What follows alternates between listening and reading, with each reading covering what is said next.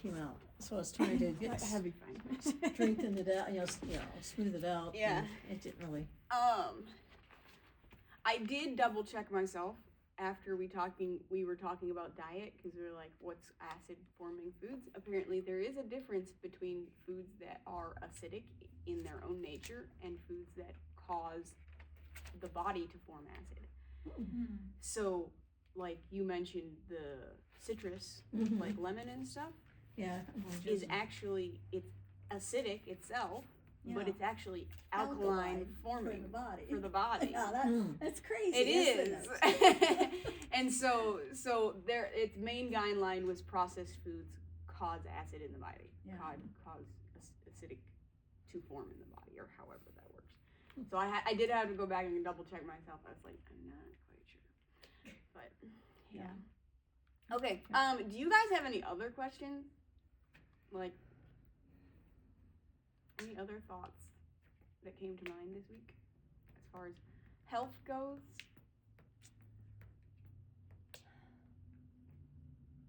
I can't think of anything. So I kind of spent my week kind of focusing on my eye. Yeah. And the making it focus. Yeah, and trying to get it to focus. Yeah. Okay, well, I had a couple different ideas for what we want to talk about, so I guess I'm going to name them, and you guys can tell me which one you guys want to talk about. Okay. The first one is,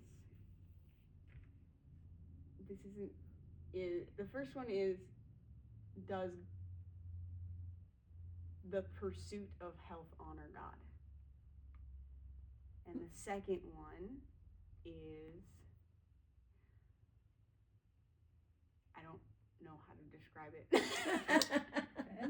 How do we approach God in a way that I want to say gets him to answer, and that's a dumb way of saying it, but it's a biblical path to approaching God.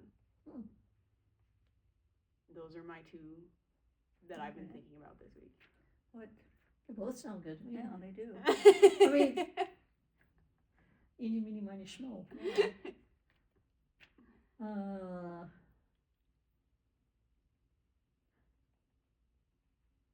you have a preference? Pursuing God one, the second one, or the? Well, I don't have the scriptures lined up, for the second one. Yeah. Because I know I can look up and find all kinds of scriptures for that. Okay. And the health, well, we're talking about health. Yeah. So I guess I'd like to just talk more about health. Okay. Sounds good. They do go hand in hand. Yeah. They do. Your spiritual health and your physical health cannot be separated. Yeah. But that's just because of how we're made. So you've decided, does health honor God? That's what we've decided? Yes. Does health honor God? Okay. Let's see. How was I thinking about this? So this question for me stems from the idea of what I used to struggle with was the idea that I was being vain by wanting to look healthy and wanting to be healthy. Oh. Yeah. But I understand that. Yeah. Because that's true for a lot of people. Yeah. So you look at this and go, does God care that I'm healthy? Oh, yeah. And yes. So why did I struggle with that so much? Why did I struggle with the idea that if I pursued health, that I wasn't pursuing God?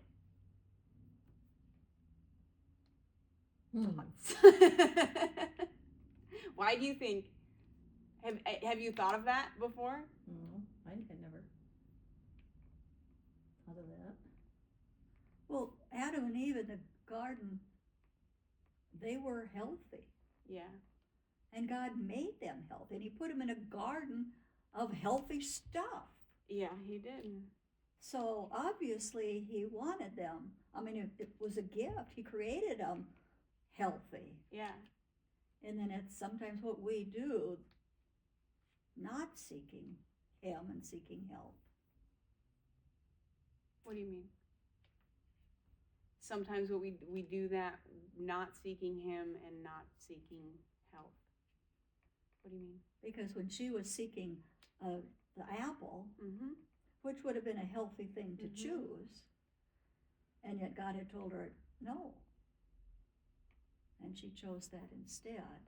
Instead of God. So, I think people do go healthy, work hard on their bodies, muscle builders, Mhm. for vanity, Yeah. to look good. Yeah. Models, they work hard to look good, make money. So there are two sides to it then. I think you so. You can pursue health with the idea that it honors God, or you can pursue health with the idea that it honors me. Yeah, it builds you up, makes you look good. So then how do you do the first one? To honor God? Yeah. So the difference is not, if in that case the difference is not action, it's mindset. The action is pretty much the same. Yeah, yeah. So it has to be mindset then. It's who comes first. And he definitely tells us, seek first the kingdom of God. And then all these other things will be added. Yeah. His economy, he's adding stuff to us if we seek him first. Yeah. So then what does it actually look like? Okay, I'll be quiet. You talk. No, that's okay. I'm enjoying it. I'm answering all of her questions. Go for it. It's your turn. A couple weeks ago was just me, the only one in the hot seat. So. Oh. It was. And actually, interesting enough, this might tie into the other one too. It could. So we might get into the other question anyway. Okay. Yeah.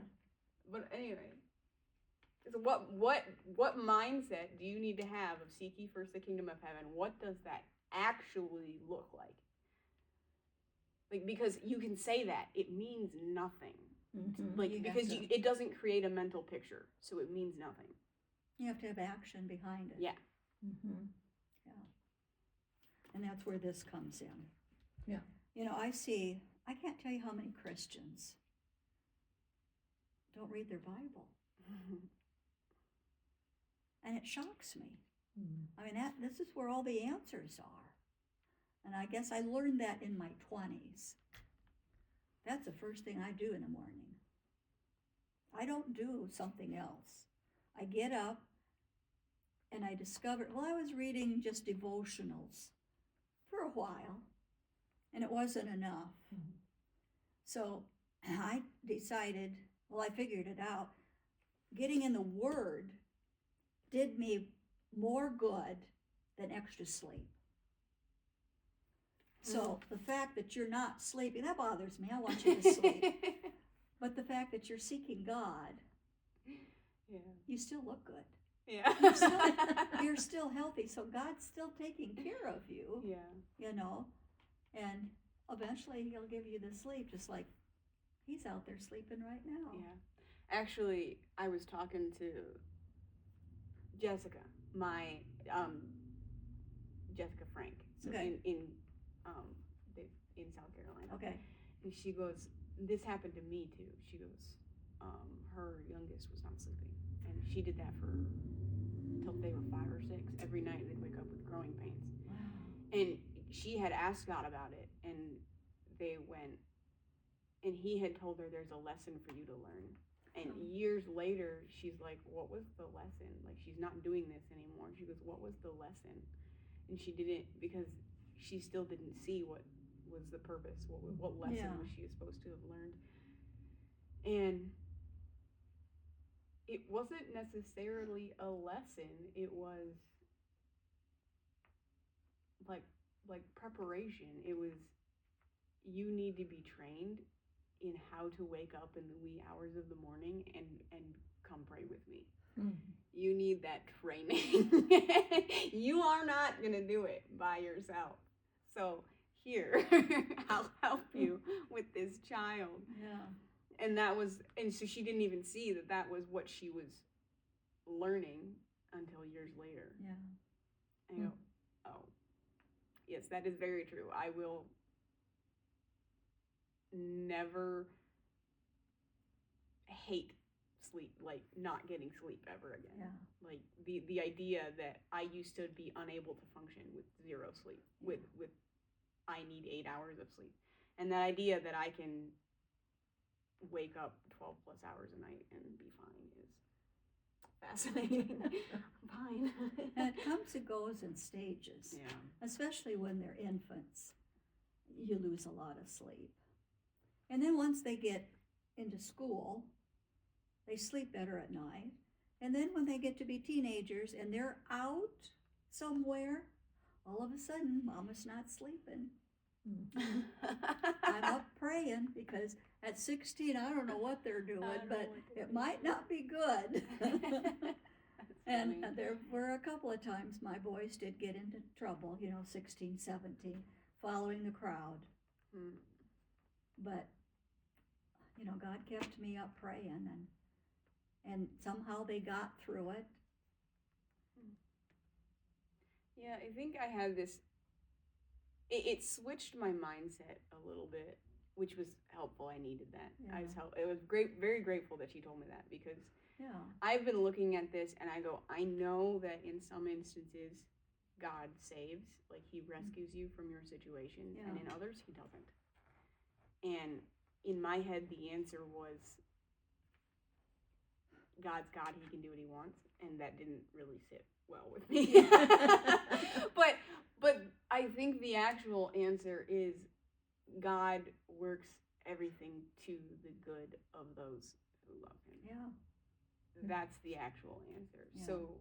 So the places he saves you is for your good. The places he does not is for your good. Yeah. And that sits way better than if God's God, he can do what he wants. And it's hard. It's hard for us. Yeah. When it doesn't go according to the way we think it should. Yeah. I heard a phrase this week.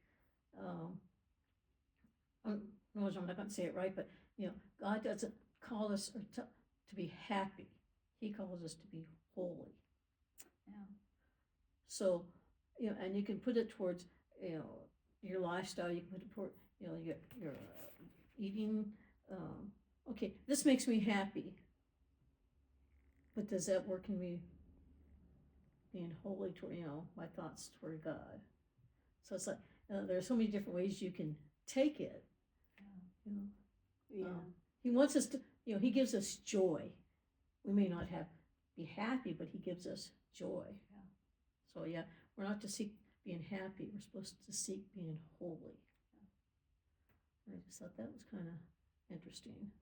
Yeah, it goes back to what we were talking about a little bit last week, was he endured the cross for the joy that was set before him. Yeah. Happy and joy are not the same. Not No, the they same. You really are not. Yeah. And there was joy in what he was doing. And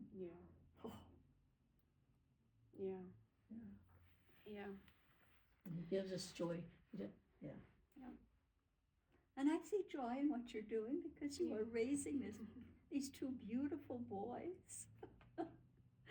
And it's a season, as at my age, I can look back and I know you're in a season, and the season will pass. And then you go into the next one. Oh, and I know last week I said, my kids went to public school and they turned out fine. But that was 50 years ago. I understand that you guys need to homeschool. I'm okay with that. I wasn't implying that your kids need to go to school. Not fine. At all. It wouldn't matter. A lot of people have that opinion that your kids should be in school, and he doesn't. No. I'll do what I want, thank you. And I see what's going on in the schools, and it's just heartbreaking. Yeah. So I understand why people want to homeschool. Yeah. So mindset of how do you seek the kingdom of heaven while pursuing health? What is a way to how does pursuing health honor God?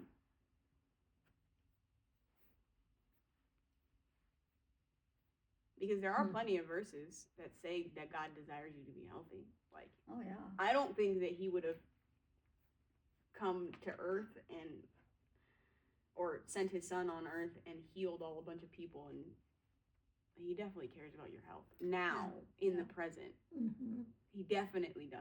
Yeah. And yet you can pursue health for your own goals versus for God. Well, I've discovered that there's life in the Word of God. You know, this book is alive. Yeah. With the power of God. So if you seek it and you're seeking Him, you're seeking life. And He said, I promise you life, and life what? Abundantly. And that's, health is a part of that. Yeah. Spirit, soul, and body. So if you start every day seeking Him, He's going to show you. And He shows me, you know, if I'm eating something wrong or what I need to change. I think for many years, if I was 100% persuaded that eating sugar was a sin, I would not have ate sugar. I was not persuaded that it was sinful. And so, where was I going with that? There's a lie people believe about their food. Because when I was, the thing that finally made a difference is I literally asked God, I cannot give up sugar, and I want to, and I don't know why it has such a hold on me. And that was the thing that was like, even if I cannot persuade myself that the sugar itself is evil, I can persuade myself that being addicted to it is. Yeah. And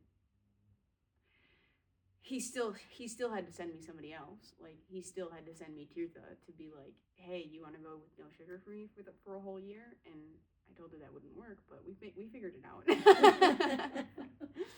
So, was that your sister? Mm-hmm. Okay. Yeah. So she did it with me for a whole year, and it wasn't until afterwards that I was finally able to see how your health impacts your spiritual life. Not until afterwards, because beforehand I couldn't understand the other side. Couldn't even see it. All I saw was, if I'm not seeking God, everything else is, oh, this is so stupid when I say it now, when everything else is a distraction, because if it's not church, it's not a Bible study, and it's not worship, then it's not God. Oh. Yeah. So how did I come to that conclusion? I know why now. Yeah. And it's the way I was taught being raised. Nobody came out and said that to me. Yeah. Nobody did. But there's this idea that we like to use the words, what is of the world, you should have no part of. Yeah. And here's a fascinating discussion. Is the world, and the phrase, the world is evil, as in everything in the world is evil. So you combine those two things and you go, I cannot learn anything from the world because it's not in the Word. I cannot look at what other people learn from the world and apply it to my own life because it's not in the Word. So, as a fascinating discussion, how much of the world itself was actually changed by sin? Because if you say the world is 100% different, it is no longer good, and it is no longer God's creation, and then that statement is true. That's where all of this comes from. Do you see it? Do you see, like, the idea that the world is 100% changed is not at all the way God designed it to be. And it is still is. Yeah, it is. Like, you walk through that line of thought and you're like, of course it's still God's world. It's still designed how he wanted it to be. Otherwise, when Solomon goes and he says, you are like sheep and go consider the ants of the field, you wouldn't be able to learn about ourselves by studying the world. Like, so there's a difference between the world in its sinful human part versus God's creation. Very different. My younger self did not separate those things. Didn't know how. So the world is different now. Now anything that teaches me about God's creation is a way of honoring him. Anything. For people, I have had a few people tell me, even just recently, why are you reading all of these other books? You should just read your word. And I know where their heart's at.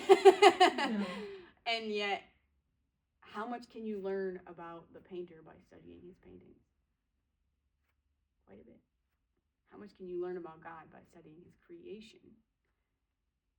Quite a bit. Again, it goes back to mindset. Yeah. Mindset. So, right. So when you are looking at your health and going, how does my health impact God or improve my relationship with God? It has to do with that part of it. Anything that teaches me about God in the physical, in his creation. Anything that teaches me about creation teaches me about God. It has to do with that part. And there's a fun little saying I got from somebody, Myron Golden. He says,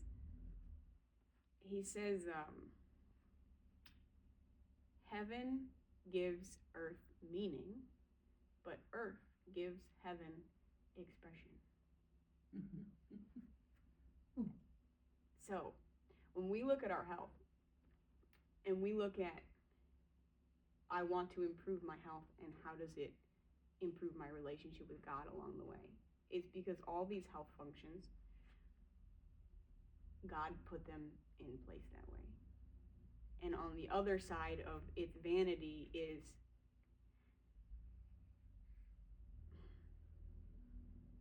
God didn't make me to be sick, fat, and bad. He didn't make me to be that way. That's right.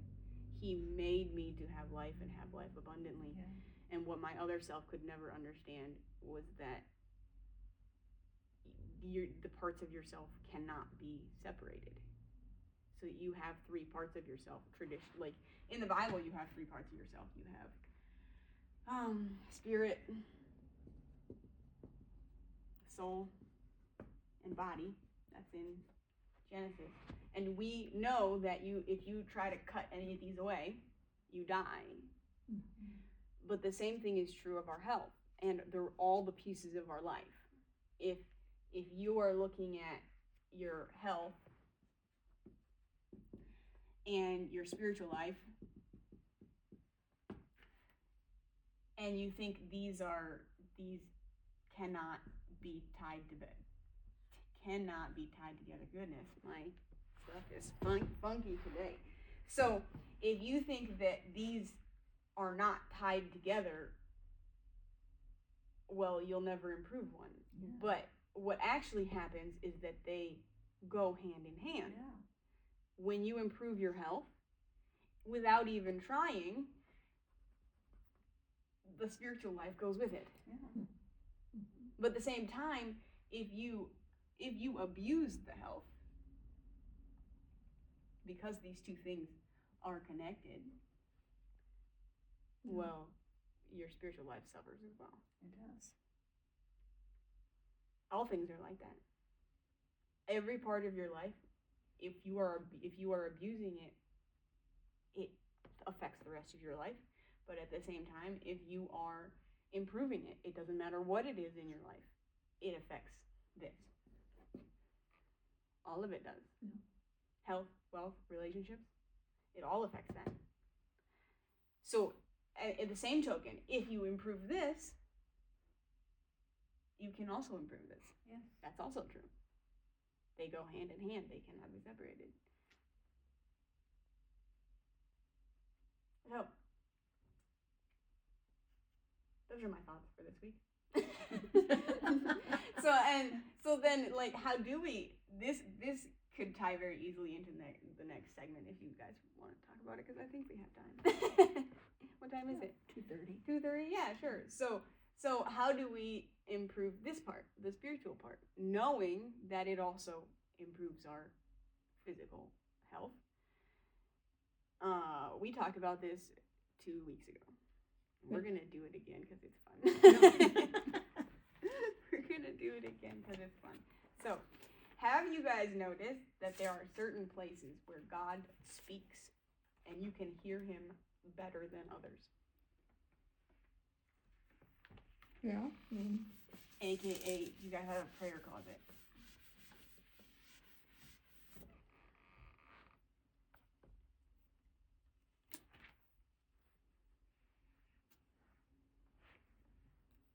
You looking at something, Carol? Yeah. We're just going to be we haven't started it yet, the book of Proverbs. And the one, of course, right at the beginning, it's talking about wisdom and how we need wisdom. This is Proverbs 4, starting at 20. My son, pay attention to what I say. So turn your ears to my words. Do not let them out of your sight, your eyes. Keep them within your heart, for they are life to those who find them and health to one's whole body.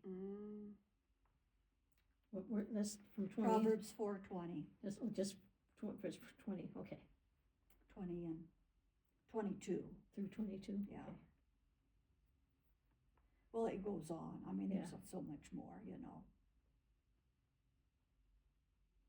What your eyes, your heart, your ears, your mouth, your lips, all of it. Is David still out here? I have an idea. No, it doesn't look like it. Okay. He probably just stayed there till the kids woke up and then went to the library. Oh, okay. That works. Yeah. Works great for me. It's kind of cold to be in the park. Yeah, it is. Yeah. Yeah. Did you know another word for wisdom? If you look it up, another definition of the word wisdom is actually skill. Skill. Yeah. Oh. When he says, whatever you do, get wisdom. Get wisdom. Well, what's the other word? Whatever you do, get skill. Like, that makes way more sense to me. Why did it ever use the word wisdom? Get skill. And it's interesting, wisdom is always called she. She? Yeah. It is. In Proverbs. Yeah. Cherish her. Do not forsake wisdom. She will protect you. Love her. She will watch over you. Yeah. Cherish her. She will exalt you. Embrace her. She will honor you. She will give you a garland to grace your head. Goes on and on and on. Wisdom is called a she. Yeah. Yeah, and you can put skill in every single one of those, and now it makes sense. Yeah. And then it also talks about wisdom and understanding. Yeah, there does seem to be a difference between wisdom, understanding, and knowledge. Yeah. And actually, that is the difference. Just anytime you acquire a skill, you go through that process. Yeah. You go through this process of, I know about it, or, well, you know about it versus I have applied it versus I have mastered it. Yeah. Like, anytime you do that, you go through that knowledge, understanding, and wisdom process. Yes, so how can we improve our spiritual life through approaching God based on the pattern in the Bible. So have you noticed that there are places where God is, it's easier to hear God? Like in a prayer closet, it's usually easier to hear God. And he says in the New Testament, go into your prayer closet and go into your room and shut the door. So this is a pattern that is actually based on the old form of altars. Okay? Of altars? Of altars. Okay. So the form of altars is that altars are built in the place God speaks. So there's a God's voice. And the pattern you can see is with Abraham in the Old Testament. He said he built an altar every new place that God spoke. Bethlehem was one of the first ones he built in Canaan. After that, he wandered into Egypt and told Pharaoh his wife was his sister. So he strayed away from God. And he went back to that same altar, the last place God spoke, to get back on track with God. So one of the prerequisites for how do we meet with God is he has to have spoken there, in that place. The second one, we're going to call this a pillar. God's voice is one pillar of the altar. The second one is altars are built or erected by sacrifice. How do we know that? The nature of altars, for one. Like, that's why you built altars in the first place. The Old Testament, like, you had your sacrificial lambs and bulls and birds all on the altar. The other places we see this, other forms of sacrifice, as in when King David built an altar to God because he had sinned. First of all, God told him where to build it. And then second of all, there was a king in that land. God also told him how to build it. He told him where and he told him how. And the king of that land where that altar was to be built had told King David, I'll give you everything you need to build this altar, right? And King David says, I will not build an altar to the Lord that cost me nothing. Why would it matter? Because you'd think God doesn't need what I have. But for some reason, altars are built on sacrifice. And interestingly enough, that altar was the place of Solomon's temple. It became the site of Solomon's temple. So the other part of altars is obedience.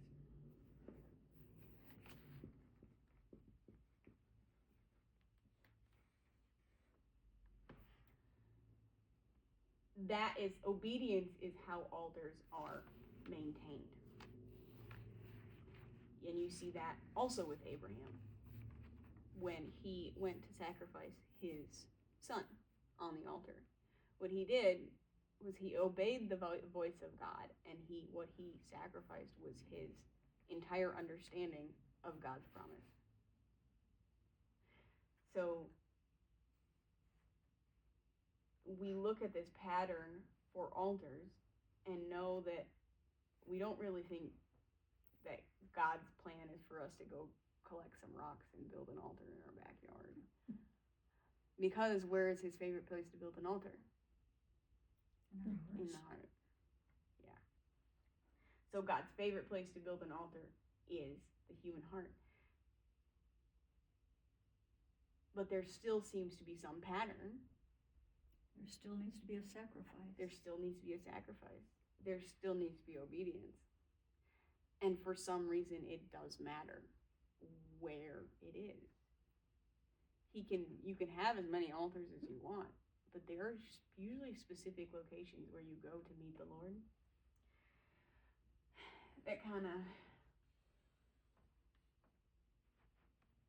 that help you build your altar, that help you talk with God. I have a couple even in my car is one. Mm-hmm. Like, this is a place where I go to speak with God. So it builds. Do you have a special place in your little apartment? Can't really think of a special place. I mean, it just, Any place you? yeah, just wherever. Yeah. I sit at my little round kitchen table every morning. Yeah.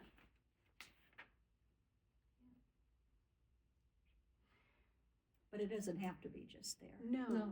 it doesn't. Yeah, there are many places that. Right. How he writes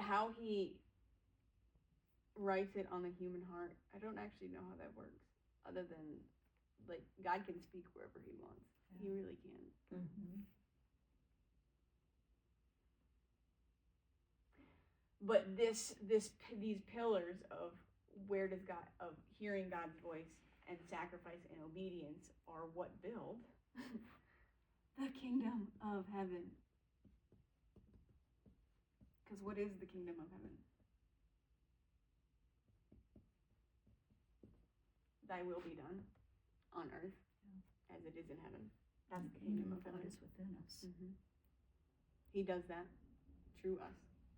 That's why he says, my kingdom cannot be seen is not visible to the human eye or some such thing, because it's in the hearts of men. The kingdom of heaven. This made a huge impact for me, viewing it this way, to understand that my sacrifice and my obedience helps me hear God's voice. Because if I don't do one of these, I am no longer attending the altar, and the fire will go out until I decide to rebuild it, until I decide to be obedient to what he last told me to do. Yeah. And sometimes you don't move on. You have to go back to that place of obedience. Yeah. Because we think we can just go on and on and on, and sometimes no, he'll redirect you back around again, around the mountain again. I don't want to go around the mountain over and over and over again, and I've done that. Yeah. For 40 years. Yes. Yeah. But we don't have to, but it's our choice. Yeah. Any other questions? Thoughts? Well, for me, the biggest sacrifice is a sacrifice of thanksgiving. Every day is to be full of thanksgiving for whatever's going on. In everything give thanks, for this is the will of God in Christ Jesus concerning you. A sacrifice.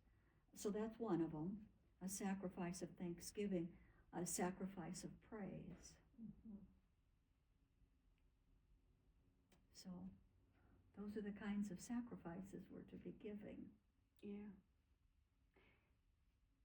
What's the song? I bring a sacrifice of praise into the house of the Lord. We bring the sacrifice of praise into the house of the Lord.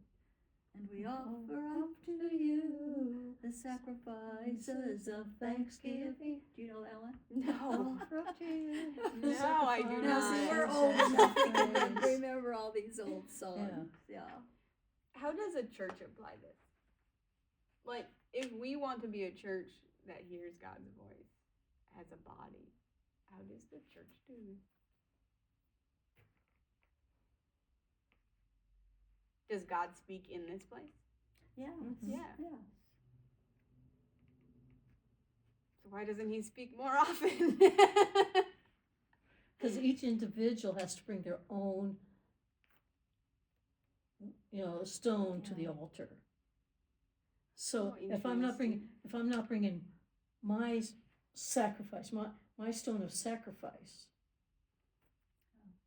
How can God, I mean, so there's like a spot is missing in the pillar of the altar. I mean, when you think of an altar, it's not just one big, Right. it's made up of different stones.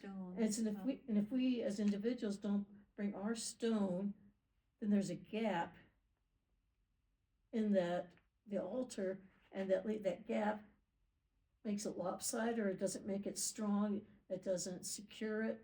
So I don't know, guys. I'm just thinking out loud that It So- reminds me of what Elijah did with the prophets of Baal. He brought a stone for each tribe. Yeah. So there were 12 stones. Yeah. And it does seem to matter what the individual does. You see that in the stories of the Israelites. Like when one man sinned, Mm-hmm. it affected the whole body. Did they lose a war over that? The one man who stole something? Yeah, I think so. One man's sin, even though his brethren did not know of it, affected the whole body. That makes me wonder, how can one ever hope to please God? Like, how does that even work? Because how do you expect 100-some people to? I think it's His mercy and grace that He brings us together because He loves us, and it's His mercy and grace. Because there's just not going to be a time that we're all perfect, that we're all bringing the sacrifice at the same time. We're just never going to be that perfect. It's His grace and mercy on us that And again, draws us to Him. each stone is different. So, I might be called to bring it on a particular Sunday, bring that sacrifice of praise, and you may just be, you be asked to bring the stone of obedience. Yeah. So, I mean, we don't all have to be focused on the exact same. And we're not. Yeah. People's minds are going in all different directions. But when you build it and bring it all together, that's when, and if you're hearing, then that's when you can hear God's voice. If everybody's doing their part. Like I said, and parts may be different. I mean, even with like the 12 tribes, they each had their own specialty. Mm-hmm. Like with the tribe of Judah was praise. Like the tribe of Dan and the tribe, all these different tribes had their own. Levi's was the priesthood. So they had the 12 tribes had to work together, or when they built the altar, they all had their yes. I don't want to say specialty, but that each tribe brought their own part, their own. Yeah, can't think of the word I want to use. And God was able to use each part of it. There's something I was reading. He says to put on your new self like a garment, and I was looking up the words for that in the Greek. And it was kind of explaining it and going, to put on a garment means that your new self doesn't come from you. That's right. It comes from God, and you are to wear it with that song? intention. Put on the garment of praise. Pray for the spirit of heaviness. Lift up your voice and Put on the garment of praise. No Put way. on the new man. Yeah. They Put on the royal robe of righteousness. Yeah. And none of it's us. Yeah. That royal robe covers us, just like the blood of Jesus. And what did he cover Adam and Eve with? Animals. He killed He them killed an and animal. made a piece of clothing for them to cover them. The very first sacrifice. Yeah.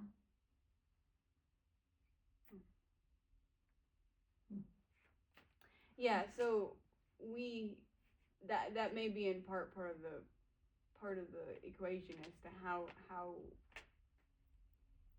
we as a body can come together to further the kingdom of heaven, because our righteousness doesn't come from us. Yeah. It doesn't. It comes from God. I think that's why the worship team is so important, leading us into the worship, bringing us together to worship, to get our eyes off self, because we're all full of self when we come in, and we got to bring our attention to Jesus. And that's why I look forward to the worship directing us. And there are people who sit there and will not sing. Sometimes I poke them and say, hey. I like to give one guy a bad time. Yeah. Oh. Come on, make a joyful noise. Yeah. Yeah. Any other thoughts? No, a lot of good things to think about. Yeah. I asked one time, Carol, you remember like weeks ago